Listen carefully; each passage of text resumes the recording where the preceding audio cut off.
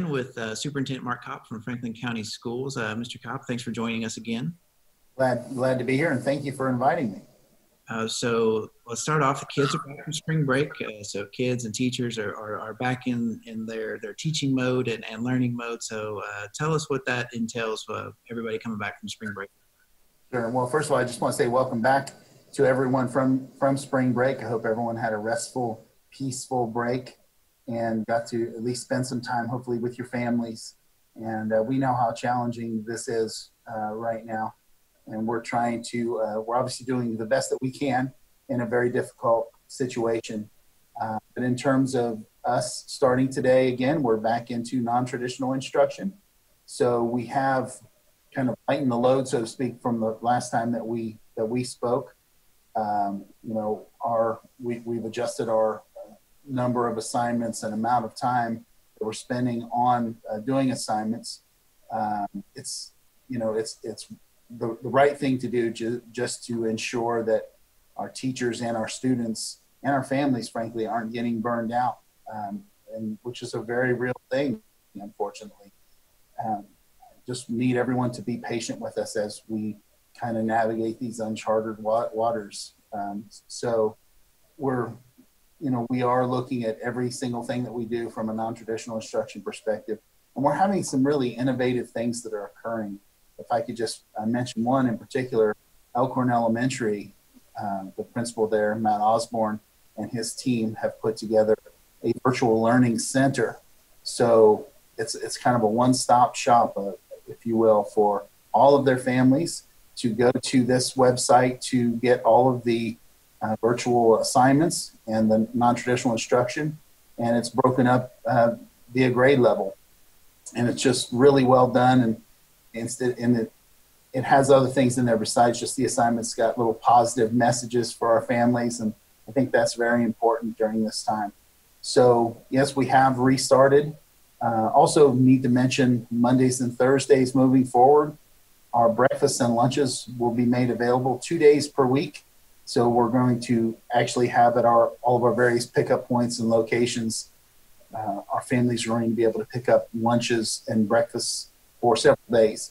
So on Monday, they'll deliver Mondays, Tuesdays, Wednesdays, and Thursday mornings.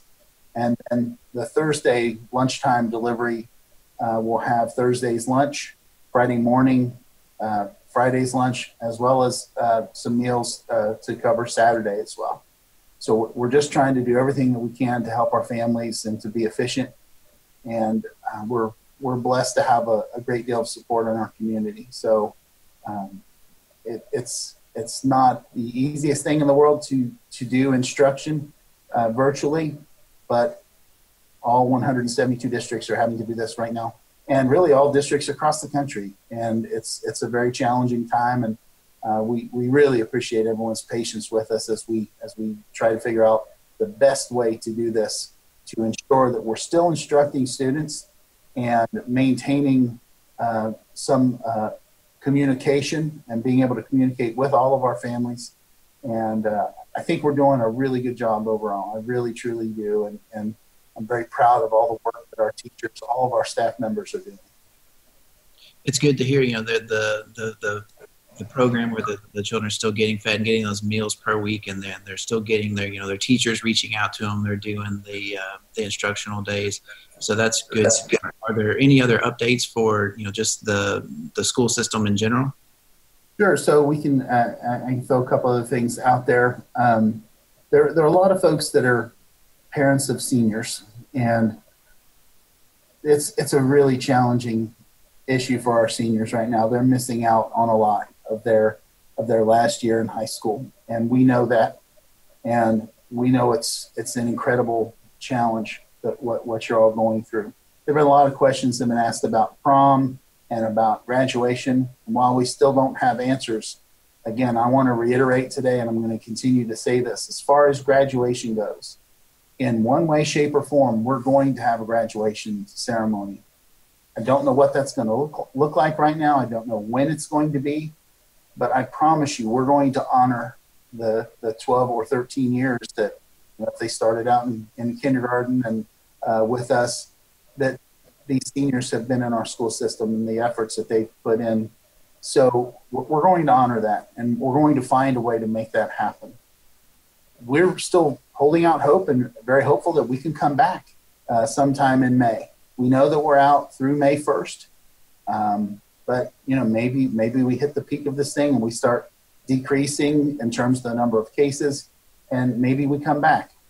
Again, we're all optimistic, but we're also realistic to know that that would be a lot of optimism.